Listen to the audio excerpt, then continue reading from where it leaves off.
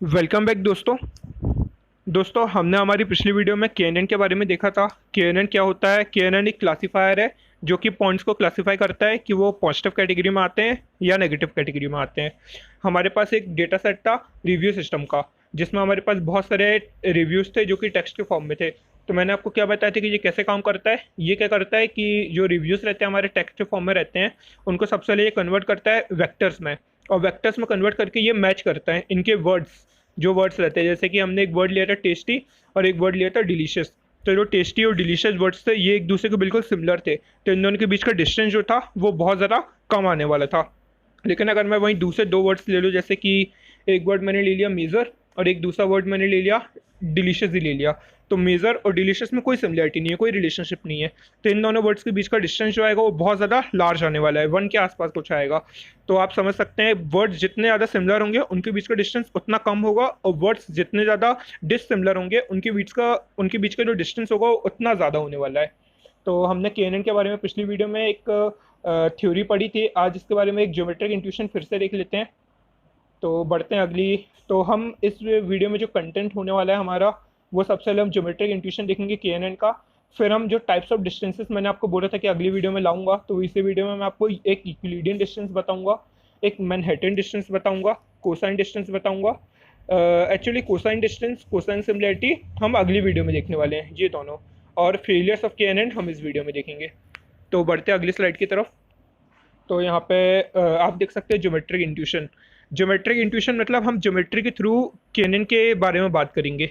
तो आप देख सकते हैं, जैसे मैंने यहाँ पे बताया, एक टू डी डेटा सेट बनाया। टू डी डेटा सेट मतलब कि एक यहाँ पे हमारे पास एक एक्स एक्सिस होगी, ठीक है, ये हमारी है एक्स एक्सिस और ये हमारी है वाई एक्सिस। और यहाँ पे ये कुछ ऐसे पॉइंट्स प्लॉटेड रहेंगे, ये यहाँ पे कुछ पॉजिटिव पॉइंट, यहाँ पे इतने में कुछ पॉजिटिव पॉइंट्स रहेंगे और कुछ यहाँ पे कहीं पे भी नेगेटिव पॉइंट्स रहेंगे, और बीच में हमारा क्वेरी पॉइंट आएगा। ये हमने पिछली वीडियो में अच्छे से बात करी थी, ठीक है। लेकिन जो हमारा अभी हम जो बात करने वाले, आप चाहे तो ये जो 2D डेटा सेट है हम इसको ये जो बेसिकली जो हमारे 2D डेटा सेट है, जो हमने अभी दो एक्सिस की बात करी, ये क्या है? एक एक्सिस है और एक ये दूसरी एक्सिस है, वाई एक्सिस है और एक एक्स एक्सिस है। ये बेसिकली हमारे फीचर्स हैं। हमने यहाँ पे सिर्फ दो फीचर्स की बात कर रहे हैं। एक फीचर है हमारा कि क्लास पॉजिटिव कैटेगरी के या नेगेटिव कैटेगरी के, ठीक है, क्लासिफिकेशन। लेकिन वहीं हम मल्टीपल फीचर्स की भी बात कर सकते हैं। जैसे मैंने रिग्रेशन में आपको एक एग्जांपल दिया था कि हम किसी भी पर्सन की हाइट प्रिडिक्ट कर रहे हैं, तो उसमें हमारे पास बहुत सारे मल्टीपल डेटा रहेंगे। जैसे कि उस पर्सन का वेट रहेगा, उस पर्सन की कंट्री की एवरेज हाइट रहेगी, उस पर्सन का हेयर कलर रहेगा। तो ये बहुत सारे, हाँ, और इसके साथ साथ और भी बहुत सारे फीचर्स रहेंगे हमारे पास। तो बेसिकली जो हम एक्सेस बनाते हैं, ये मैंने यहाँ पे एक्सेस बनाई, एक ये एक्सेस है और एक ये एक्सेस है। तो ये जो दो एक्सेस हैं ये बेसिकली हमारे दो फीचर्स हैं। तो मैं इसको लिख देता हूँ फीचर 1 और मैं इसको लिख देता हूँ फीचर 2, ठीक है। और अगर आप बात करें तो अगर सपोज हमारे पास तीसरा फीचर होता तो वो हमारी तीसरी एक्सेस हो जाती, ठीक है, फीचर 3। और वहीं अगर हमारे पास और फीचर्स होते रहे, वो 4 एक्सेस, 5वीं एक्सेस, 6वीं एक्सेस। लेकिन हम जो है हमारे प्रैक्टिकल में हम 3 एक्सेस से ज़्यादा बना नहीं सकते। लेकिन अगर मशीन लर्निंग एक्सपेक्ट से बात करें तो हम कितने भी चाहे फीचर्स की बात कर सकते हैं। तो हम एन डायमेंशंस की बात करेंगे, एन डायमेंशंस यानी एन फीचर्स, ठीक है। तो हम हमारे इस मशीन लर्निंग में एन डायमेंशंस की बात करेंगे। तो ये जो के एन एन है ये अभी से 2 कैटेगरी के लिए बात करेंगे कि पॉजिटिव और नेगेटिव। तो यहाँ पे ये मैंने जो ब्लू पॉइंट्स है हमारे, एक सेकेंड, ये जो है यहाँ पे हमारे ये ब्लू पॉइंट्स हैं, ये सारे हमारे ब्लू पॉइंट्स हैं, ठीक है। और ये जो है इस तरफ हमारे ये रेड पॉइंट्स हैं, यानी ये ब्लू पॉइंट जो है ये हमारे पॉजिटिव पॉइंट्स हैं, ठीक है, ये पॉजिटिव है। ये जो है ये हमारे रेड, ये नेगेटिव हैं और ये भी नेगेटिव है, ठीक है। तो और ये जो है हमारा एक, ये यहाँ पर जो है हमारा ये क्वेरी पॉइंट है। ये आप देख सकते हैं यहाँ पर, ये इतने में ये क्वेरी पॉइंट है। तो अगर हम इस क्वेरी पॉइंट को पता करना चाहते हैं कि ये कौन सी कैटेगरी में आता है, पॉजिटिव में आता है या नेगेटिव में आता है, तो हम क्या करेंगे, इसके के नियरेस्ट नेबर्स निकालेंगे।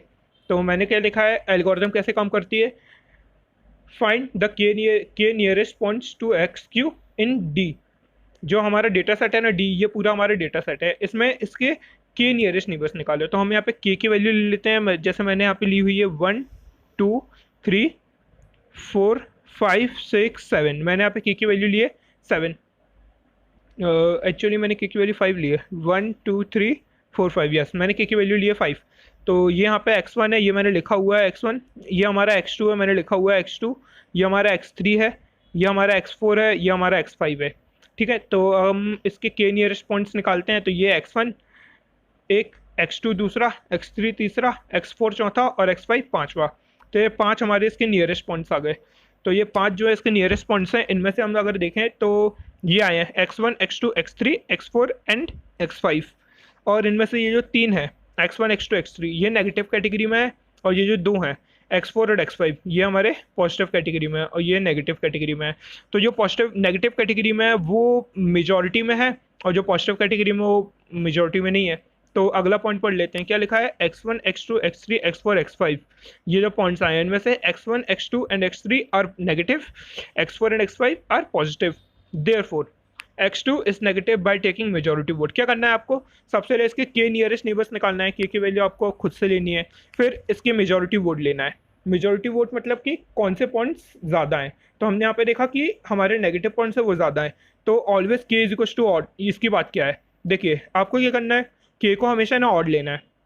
सपोज अगर मैं बात करता हूँ के की वैल्यू अगर आप ले लेते हैं 6 ले लेते हैं, ठीक है, इसी वाले डेटा पॉइंट में आप 6 ले लेते हैं, और 6 में आपने देखा कि जो पॉजिटिव पॉइंट्स हैं वो आए 3।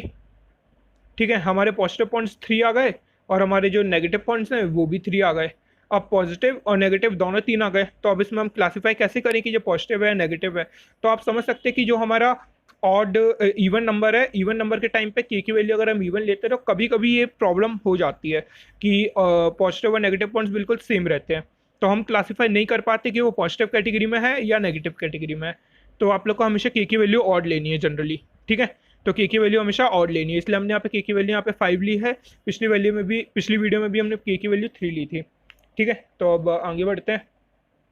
के की वैल्यू आपको क्या करनी है, हमेशा हमेशा आपको के की वैल्यू ऑड ही लेनी है, ये आपको हमेशा याद रखना है। और नेबरहुड पॉइंट्स निकालने हैं, जो उसके सबसे पास के पॉइंट्स हैं, सबसे पहले सबका डिस्टेंस निकालना है।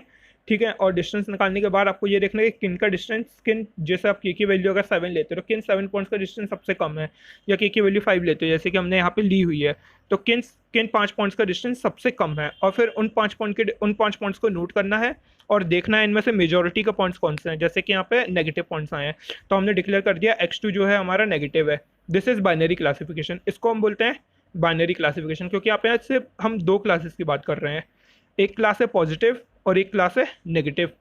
आई होप आप लोग को समझ में आया होगा। सबसे पहले क्या करना है, के नियरेस्ट पॉइंट्स निकालने हैं। ठीक है, एक्स क्यू के एक्स क्यू की नियरेस्ट पॉइंट्स निकालने हैं, कितने के नियरेस्ट पॉइंट्स। ठीक है, जैसे कि हमने के की वैल्यू 5 ले ली, फिर हमको वो नोट डाउन करने हैं सारे पॉइंट्स, जैसे मैंने यहाँ पे नोट डाउन किया x1 x2 x3 x4 x5। फिर आपको क्या करना है, से वो पॉइंट्स अलग लिखने हैं जो एक क्लास को बिलोंग करते हैं, और वो पॉइंट्स अलग लिखने हैं जो दूसरी क्लास को बिलोंग करते हैं। जैसे कि मैंने यहाँ पे लिखे हैं x1 x2 x3 positive class को आते हैं, x4 x5 नेगेटिव क्लास के हैं। फिर हमको क्या करना है, इनमें से मेजॉरिटी वोट लेना है। मेजॉरिटी वोट में क्या आ रहा है, हमारा नेगेटिव जो है x1 x2 x3 ये नेगेटिव क्लास के हैं और ये ज़्यादा है मेजॉरिटी वोट में, तो हम डिक्लेयर करेंगे एक्स क्यू को नेगेटिव। ठीक है, बहुत आसान है। और वहीं ज्योमेट्रिक इंट्यूशन की बात करते हैं, तो ज्योमेट्रिक इंट्यूशन मैंने आपको पिछली वीडियो में भी बताया था, d इज इक्वल्स टू ये रहा, ये है, ये हमारा ये पूरा data d is equals to x i comma y i. X i belongs to r, जो हमारा एक्स आई है वो r को r या आप ले सकते हैं, एक्स आई जो है हमारा पूरे डेटा को बिलोंग करता है, मतलब जो सारे x की वैल्यूज़ हैं, और वाई आई बिलोंग करता है हमारा कि वो पॉजिटिव है या नेगेटिव है। पॉजिटिव हम जनरली लेते हैं 1 को, और नेगेटिव हम जनरली लेते हैं 0 को। आई होप आप लोग को समझ में आया होगा, बहुत ही आसान है ये। ठीक है, अब हम आगे बढ़ते हैं। तो अब इसके बाद हम बात करते हैं डिस्टेंस मेज़र की। डिस्टेंस मेज़र में सबसे पहले हम बात करेंगे यूक्लिडियन डिस्टेंस की। यूक्लिडियन डिस्टेंस क्या होता है, यूक्लिडियन डिस्टेंस क्या होता है, बेसिकली यूक्लिडियन डिस्टेंस होता है कोई भी 2 पॉइंट्स के बीच का एक लीनियर डिस्टेंस। जैसे कि यहाँ पे 2 पॉइंट्स है x1 और x2, तो इन दोनों के बीच का लीनियर डिस्टेंस है d, तो ये कहलाता है यूक्लिडियन डिस्टेंस। ये निकालते कैसे हैं, मैंने यहाँ पे क्या किया है, x1 जो है इसके x एक्सिस के पैरेलल x1 से क्रॉस होती हुई एक लाइन बनाई है, और वैसे ही वाई एक्सिस के पैरेलल x2 से क्रॉस होती हुई एक लाइन बनाई है, और ये दोनों लाइन आकर के इस पॉइंट पर आकर के कट हो रही हैं। ये देखिए ये वाला जो पॉइंट है यहाँ पर आकर के कट हो रही हैं, ठीक है। और यहाँ पर ये जो पॉइंट बना यहाँ पे ये है, यहाँ पे एक परपेंडिकुलर बन जाएगा, तो ये यहाँ पे एक परपेंडिकुलर आ गया है, ठीक है। अब हमको क्या करना है, सिंपल पाइथागोरस थ्योरम लगा करके डी को निकाल लेना है, क्योंकि हमको ये वाला डिस्टेंस भी पता है, हमको ये वाला डिस्टेंस पता है, और हमको ये वाला डिस्टेंस भी पता है, हमको ये दोनों डिस्टेंस पता है, तो हम आसानी से ये डी डिस्टेंस निकाल सकते हैं। अब मैं पाइथागोरस थ्योरम पूरी बताने नहीं वाला हूँ, आप लोग को बस अगर नहीं भी पता है तो आप ये डिस्टेंस याद रख लीजिए, और यूट्यूब पर एक बार या कहीं पे भी आप गूगल पे सर्च कर लेंगे तो आप लोग को आसानी से मिल जाएगा पाइथागोरस थ्योरम क्या होती है। तो ये रहा डिस्टेंस। डिस्टेंस क्या है, डिस्टेंस यहाँ पर है, जो हमने ये देखा डिस्टेंस यहाँ पर क्या है, x2 1 माइनस, मतलब ये जो पॉइंट्स हैं x1 और x2 हैं, तो x1 का पॉइंट होगा जो हम ले लेते हैं, हमने जो लिया है x11 x12, x2 का पॉइंट है x21 x22, तो हमको x जो d की जो वैल्यू निकलती है वो निकलती है y2 minus y1 plus x2 minus x1। तो वही चीज़ हमने यहाँ पे की है, ये x21 क्या है, ये y2 है, और x11 क्या है, ये y1 है, और ये x2 है, ये x1 है। आई होप आप लोग को बहुत आसान है गाइस, ये समझना इतना मुश्किल नहीं है ये, ठीक है। तो मैं इसको बताने नहीं वाला हूँ। और हम जो यूक्लिडियन डिस्टेंस की लेंथ है उसको हम लिखते हैं इस तरीके से, क्या लिखते हैं, ये दो यहाँ पर मॉड वैल्यूज लगाते हैं, ये मॉड नहीं है बेसिकली, ये रिप्रेजेंटेशन का एक तरीका है, इसको हम बोलते हैं लेंथ। क्या बोलते हैं हम इसको, ये लिखा हुआ है मैंने यहाँ पे लेंथ। और ये x1 माइनस x2, क्योंकि हम x1 से x2 का डिस्टेंस निकाल रहे हैं, अगर हम x2 से x1 का डिस्टेंस निकालेंगे तो x2 माइनस x1 लिखेंगे, ठीक है। अब हम बात कर लेते हैं इसके कार्टेशियन सिस्टम की। कार्टेशियन सिस्टम में मतलब कि जो हमारा ये जो यूक्लिडियन डिस्टेंस है ये n डायमेंशन में क्या काम करेगा। मतलब अभी हमने ये सिर्फ 2 डायमेंशन में बात करी, क्योंकि हमारे पास सिर्फ 2 पॉइंट्स थे x1 y1 x2 y2। अगर हम इसको बात करें n डायमेंशन में, n डायमेंशन में अगर हम बात करते हैं तो फॉर डी डायमेंशन के लिए हमेशा डायमेंशंस को आपको नंबर ऑफ डी लेना है, मैं भी डी लेने वाला हूँ, और पॉइंट्स नंबर ऑफ पॉइंट्स हम एन लेने वाले हैं, और पॉइंट्स और डायमेंशन बिल्कुल अलग अलग हैं। पॉइंट्स मतलब कितने पॉइंट्स हैं हमारे पास, और डायमेंशन मतलब कितने फीचर्स हैं हमारे पास। तो डी मैंने यहाँ पे लिया, मैंने क्या लिखा, सिंपल है, बहुत आसान है, देखिए मैंने क्या लिखा, summation i is equals to 1 to d, क्योंकि हमारे पास डी डायमेंशन है और वैल्यू 1 से डी तक जाएगी, एक्स ऑफ 1। आपको क्या लिखना है, सिंपल, पहले लिखिए x, यहाँ पे लिखिए 1 माइनस x, यहाँ पे लिखिए 2, और यहाँ पे लगा दीजिए i, और होल स्क्वायर होल की पावर 1/2।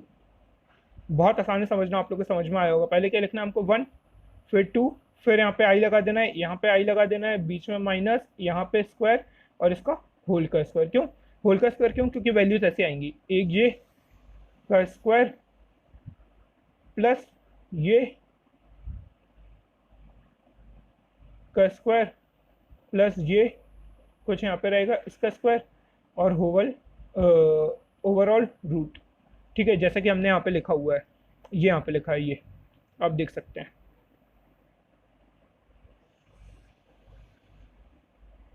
आप चाहें तो इसको पूरे को नोट डाउन कर सकते हैं।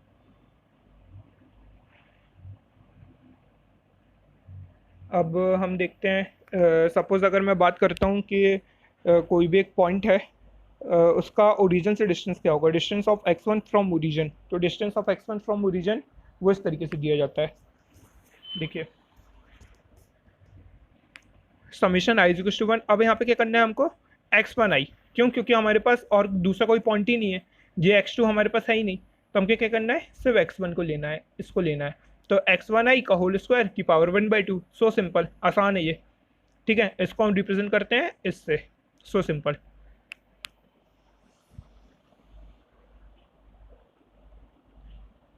हम आगे बढ़ते हैं। मैनहट्टन डिस्टेंस, जो दूसरे टाइप का डिस्टेंस होता है वो कहलाता है मैनहट्टन डिस्टेंस। मैनहट्टन डिस्टेंस क्या होता है, इसको हम बोलते हैं L1 नॉर्म, और जो हमने पिछला वाला पढ़ा था उसको हम बोलते हैं L2 नॉर्म। L2 नॉर्म क्यों, क्योंकि वहाँ पे हमने क्या किया था, स्क्वायर्स की बात करी थी। अब यहाँ पे हम स्क्वायर्स की बात नहीं करेंगे, मैनहट्टन डिस्टेंस में हम एब्सोल्यूट वैल्यूज़ की बात करेंगे। तो जैसे कि अगर मेरे को x1 और x2 के बीच का मैनहट्टन डिस्टेंस निकालना है, तो मैं रिप्रेजेंटेशन का तरीका वही रहता है, बस यहाँ पे 1 लग जाएगा। अगर हम पिछली वीडियो में बात करें तो यहाँ पे 2 लगा हुआ है, तो आप देख सकते हैं ये 2 लगा हुआ है, ठीक है। और अगर इसकी बात करें तो यहाँ पे 1 लगा हुआ है, क्योंकि ये L1 नॉर्म है, और ये जो है ये L2 नॉर्म है। L1 नॉर्म ये जो है एब्सोल्यूट वैल्यू रहती है, ये यहाँ पे ये है, ये एब्सोल्यूट वैल्यू है, ठीक है। वहाँ पे वो स्क्वायर वैल्यू थी, यहाँ पे ये एब्सोल्यूट वैल्यू है, ठीक है। तो मैनहट्टन डिस्टेंस निकालना बिल्कुल डिफिकल्ट नहीं है, बहुत आसान है। क्या करना है हमको, मैनहट्टन डिस्टेंस x1 और x2 के बीच का निकालना है। तो वो अगर summation i is equal to 1 to d, सीधी डी डायमेंशन की बात कर रहे हैं हम, x1i माइनस x2i, बिल्कुल सेम जो हमने पिछली वाली पॉइंट में लिखा था। क्या लिखा था हमने पिछले वाले पॉइंट में, x1i minus x2i, x1i minus x2i, और वही चीज़ हम यहाँ पे लिख रहे हैं x1i माइनस x2i। बस यहाँ पे हमने स्क्वायर ले लिया था, यहाँ पे हमको स्क्वायर नहीं लेना है, यहाँ पे हमको सिर्फ एब्सोल्यूट वैल्यू लेनी है, क्योंकि बेसिकली डिस्टेंस जो रहता है वो पॉजिटिव ही आता है, नेगेटिव नहीं आता है। तो इसलिए हमने यहाँ पे क्या किया था, स्क्वायर लिया था उसको पॉजिटिव करने के लिए, यहाँ पे हम एब्सोल्यूट वैल्यू ले रहे हैं उसकी, उसको पॉजिटिव करने के लिए। ये हमारी एब्सोल्यूट वैल्यू है, ठीक है। सो आसान है, बहुत आसान है। अब अगर कोई एक पॉइंट की बात करें तो बहुत आसान है, सिर्फ ये बाद वाला पॉइंट हटा देना है, सिर्फ x1i को लेना है, x1i, और इनको बस सम करते आना है, ठीक है। फिर हम बात करते हैं एलपी नॉर्म्स की। तो मैनहट्टन डिस्टेंस बेसिकली क्या होता है, मैनहट्टन डिस्टेंस जैसे कि अगर मैं यहाँ पे ये बताऊँ, ये मैंने यहाँ पे एक डायग्राम बनाया हुआ है, देखिए ये जो है आप इसको समझिए कि ये पूरी एक सिटी है, ठीक है। और ये जो है एक ब्लॉक, ये एक बिल्डिंग है, ये एक और बिल्डिंग है, ये एक और बिल्डिंग है, ऐसे करते करते ये सारी ये सारी बिल्डिंग्स है, ठीक है।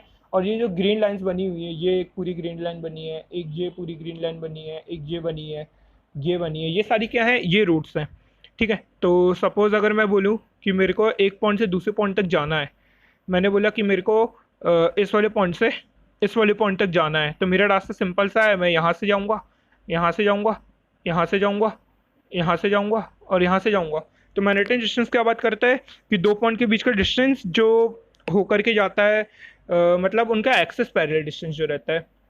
अगर मैं एक्सेस बताऊं, ये मैंने एक्सेस ड्रॉ करी, एक ये पॉइंट है और एक ये पॉइंट है, ठीक है। ये एक पॉइंट है x1 और एक ये पॉइंट है x2, ठीक है। अब मेरे को इनके बीच का डिस्टेंस निकालना है, तो मैं क्या करूँगा, इस वाले डिस्टेंस को और इस वाले डिस्टेंस को, यानी जो इसके एक्सेस से पैरेलल यहाँ पे और ये यहाँ पे, और ये जो इसके एक्सेस के पैरेलल, थोड़ा नीचे करना चाहिए, ये यहाँ पे, ठीक है। तो ये जो है ये इस तरीके से आ जाएगा, मतलब मैं क्या करूँगा, इस डिस्टेंस को निकालूंगा और इस डिस्टेंस को निकालूंगा और इन दोनों को ऐड कर दूंगा, सो सिंपल, ठीक है। तो ये रहता है मैनहट्टन डिस्टेंस। अब हम बात करते हैं एलपी नॉर्म्स की। तो एलपी नॉर्म्स क्या होते हैं, एलपी नॉर्म्स बहुत आसान कॉन्सेप्ट है मशीन लर्निंग का, डिस्टेंस मशीन लर्निंग के केएनएन के डिस्टेंसेस का। ये क्या करता है, मतलब जो हमने अभी दो टाइप के डिस्टेंसेस की बात करी है, अगर हम इन्हीं को एन डायमेंशन में ले लें, इन्हीं को अगर हम नहीं सॉरी एन डायमेंशन में नहीं, क्योंकि एन तो पॉइंट्स हम पी डायमेंशन में ले लें, तो इसको हम बोलते हैं एलपी नॉर्म। हमने क्या किया था, इसको बोल रहे थे हम एल वन नॉर्म, और जो हमारा यूक्लिडियन डिस्टेंस था उसको हम बोल रहे थे L2 नॉर्म। अगर हम ऐसे L3 नॉर्म, L4 नॉर्म निकालें और आखिरी में अगर हम number of points, number of dimension की पी ले लें, तो ये आएगा एलपी नॉर्म्स। तो एलपी नॉर्म्स को हम बोलते हैं मिन्कोव्स्की डिस्टेंस। क्या बोलते हैं हम, मिन्कोव्स्की डिस्टेंस। और ये मिन्कोव्स्की डिस्टेंस होता क्या है, सपोज मेरे को कोई भी दो पॉइंट के बीच का मिन्कोव्स्की डिस्टेंस निकालना है, जैसे मेरे को निकालना है x1 और x2 के बीच का मिन्कोव्स्की डिस्टेंस, तो वो क्या होगा, summation i is equal to 1 to d, वही चीज़ हमको x1i माइनस x2i होल की पावर, अब यहाँ पे क्या लेना है p, और फिर होल 1/p, ठीक है। अब आप लोग की एक चीज़ बताता हूँ, देखिए अगर मैं यहाँ पे p की वैल्यू 1 ले लूँ, p की वैल्यू क्या ले लूँ मैंने यहाँ पे ले लिया p इज इक्वल टू 1, तो ये मैंने यहाँ पे लिया हुआ है, ये p की वैल्यू 1 है, p की वैल्यू 1 है, तो ये मिन्कोव्स्की डिस्टेंस जो है ये बन जाता है मैनहट्टन डिस्टेंस। देखिएगा मैं यहाँ पे p की वैल्यू रख रहा हूँ 1, p की वैल्यू यहाँ पे मैंने 1 रखी, तो ये क्या आएगा, x1i माइनस x2i की एब्सोल्यूट वैल्यू और इसकी होल की पावर p, और इस होल की पावर 1/1, होल की पावर 1, p मतलब p की वैल्यू 1 है तो होल की पावर 1, और फिर यहाँ पे रूट, मतलब जैसे मैं यहाँ पे लूँ तो ये ऐसा कुछ आएगा, देखिएगा मैं पहले इसको रब कर देता हूँ। तो अगर मैं यहाँ पे एब्सोल्यूट वैल्यू लूँ तो ये कुछ ऐसा आएगा, ये है x1i माइनस x2i, ठीक है। ये एब्सोल्यूट वैल्यू, इसका होल की पावर p की वैल्यू 1 है तो होल की पावर 1, और फिर इसके बाद इस होल की पावर 1/1, क्योंकि यहाँ पे भी p की वैल्यू हमने 1 ली है। तो ये क्या आ जाएगा, अगर हम इसको देखें तो ये हमारा मैनहट्टन डिस्टेंस आ गया। ये देखिए, ये कुछ ऐसा ही नहीं लिखा हुआ है, ये जो हमने यहाँ पे लिखा था, ये बिल्कुल वैसा ही लिखा हुआ है। तो आप समझ सकते हैं कि मैनहट्टन डिस्टेंस क्या होता है। मैनहट्टन डिस्टेंस मैंने आपको एक कंसेप्चुअली भी बताया कि मैनहट्टन डिस्टेंस क्या करता है। कोई भी दो ऐसे रूट्स अगर हमको जो बाय रूट जाना है तो उनके बीच का ऐसा डिस्टेंस बताता है, एक्सिस पैरेलल डिस्टेंस, ठीक है। और जो हमारा यूक्लिडियन डिस्टेंस है वो हमको बताता है कि जो हमको मेन डिस्टेंस जो हमारा रहेगा वो, जैसे कि यहाँ पे अगर हम देखें तो ये डिस्टेंस वो बताएगा, ठीक है। और एलपी नॉर्म्स जो रहते हैं ना, एलपी नॉर्म्स वो पी डायमेंशन में बात करते हैं, ठीक है। तो आई होप आप लोग को समझ में आया होगा, ये बहुत ही आसान है एलपी नॉर्म्स। और अब हम आगे बढ़ते हैं। तो एक और टाइप का डिस्टेंस रहता है जिसको हम बोलते हैं हैमिंग डिस्टेंस। देखिए, डिस्टेंसेस बहुत टाइप्स के रहते हैं, जैसे कि अगर मैं ही देखूँ तो मैंने बहुत सारे डिस्टेंसेस पढ़े रखे हैं, लेकिन जो इंपॉर्टेंट डिस्टेंस है जो इसमें काम आने वाले हैं या आपको इंटरव्यूज में पूछ सकते हैं, तो वो ये 4 मेजर टाइप्स के डिस्टेंसेस है। एक है हमारा यूक्लिडियन डिस्टेंस जो कि ये है, दूसरा है हमारा मैनहट्टन डिस्टेंस, तीसरा है हमारा एलपी नॉर्म्स मिन्कोव्स्की डिस्टेंस, और चौथा है हमारा Hamming distance. Hamming distance in सब से थोड़ा अलग है, इसलिए हम इसको थोड़ा सा अलग से पढ़ रहे हैं। ये क्या करता है, ये बूलियन वेक्टर्स के लिए यूज़ होता है।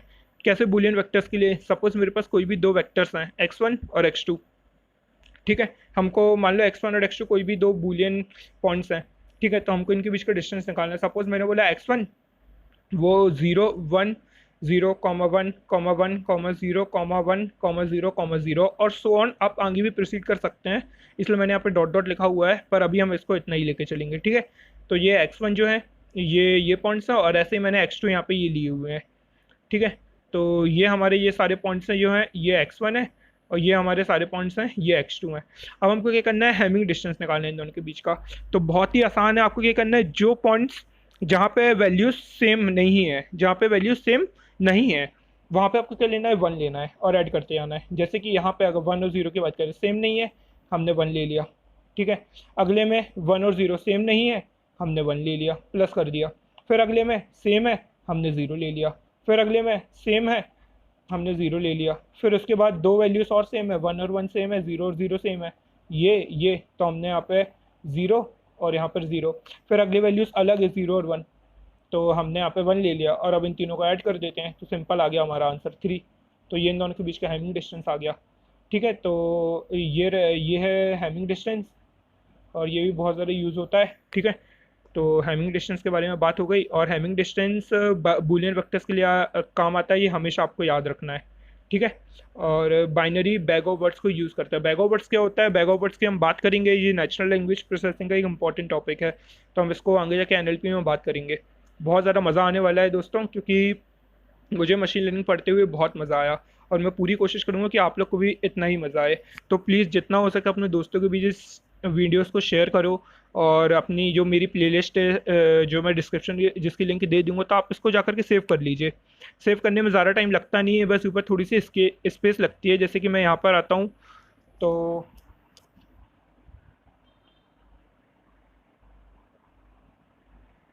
अगर मैं ये देखिए, ये मैंने यहाँ पे बहुत सारी प्लेलिस्ट ऐड करके रखी है, ये है। तो आपको बस यहाँ पर एक और प्लेलिस्ट, जैसे कि आपको स्टार बटन पे क्लिक करना है और यहाँ पर डन करना है, और आपकी जो प्लेलिस्ट जो है यहाँ पर आ जाएगी। नहीं आएगी तो आप यहाँ पे एरो पे क्लिक कीजिए, और आपकी प्लेलिस्ट यहाँ पे सबसे नीचे, मैंने बहुत सारी प्लेलिस्ट सेव करके रखी हुई हैं। तो ये रहा हमारे डिस्टेंसेस मेजर। आपको क्या करना है, बस इसको उठा करके यहाँ पे लाना है, और यहाँ पर सबके यहाँ पे बीच में बिल्कुल प्लेस कर देना है। तो आपकी जो मेरी जो प्लेलिस्ट है इन वीडियोस की, वो यहाँ पर सेव हो जाएगी, और जब भी आपको एक्सेस करना हो तो आप इन्हीं प्लेलिस्ट के ज़रिए मेरी वीडियोस को एक्सेस कर सकते हैं। दोस्तों, जितना हो सके अपने दोस्तों के बीच में इन वीडियोस को शेयर करो, क्योंकि इससे एट द एंड आपका और आपके दोस्तों का ही फ़ायदा है, और मेरा भी है। और क्योंकि ये पूरी सीरीज़ जो है वो हिंदी में आने वाली है, तो हिंदी में आने का इसका एक बहुत ज़्यादा मेजर ये है कि आज तक किसी ने मशीन लर्निंग को इतना अच्छे से हिंदी में पढ़ाया नहीं है। तो प्लीज़ जितना हो सके अपने दोस्तों के बीच शेयर करो। तो अगला जो टॉपिक है हमारा, उसकी बात करते हैं। हमारा अगला टॉपिक है फेलियर्स ऑफ KNN। अब देखो, कोई भी पॉइंट रहता है, कोई भी मॉडल रहता है, उसके एडवांटेजेस रहते हैं, डिसएडवांटेजेस रहते हैं, लिमिटेशंस रहते हैं। इस मॉडल के भी कुछ फेलियर्स हैं। फेलियर्स कहाँ पे काम आ सकते हैं? फेलियर्स मतलब जहाँ पे हमारा ये मॉडल सही प्रिडिक्शन नहीं करेगा, या जो भी प्रिडिक्शन करेगा वो उसकी एक्यूरेसी जो आएगी वो सही नहीं होगी। मतलब कभी कभी ऐसा होता है कि मॉडल की एक्यूरेसी आ जाती है 100%, तो कभी आ नहीं सकती है, लेकिन फिर भी मॉडल की एक्यूरेसी आ जाती है 100% कैलकुलेशन में, तो वो हमेशा गड़बड़ रहता है, ठीक है। और दूसरी चीज़ कि कभी कभी 78-79% आती है तो हमको क्रॉस चेक करना ही पड़ता है, क्योंकि ज़रूरी नहीं है कि वो मॉडल की एक्यूरेसी 78% ही हो। अब देखिए कैसे गड़बड़ होती है एक्यूरेसी में।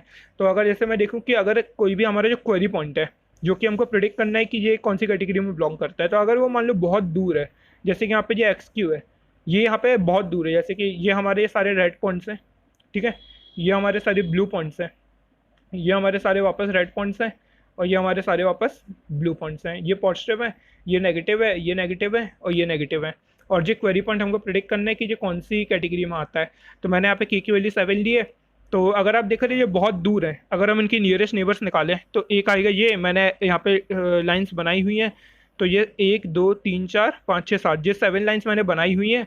तो अगर हम देखें तो आना तो ये चाहिए, क्योंकि नियरेस्ट तो यही है, लेकिन ज़रूरी नहीं है, कभी कभी डिस्टेंसेस में गड़बड़ी भी हो सकती है।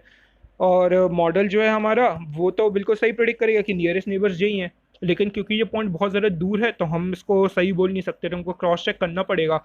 ये बेसिकली जो जो पॉइंट बहुत ज़्यादा दूर रहता है ना, इसको हम बोलते हैं आउटलेयर। इसको हम क्या बोलते हैं? आउटलेयर। OUTLI, OUTLIER,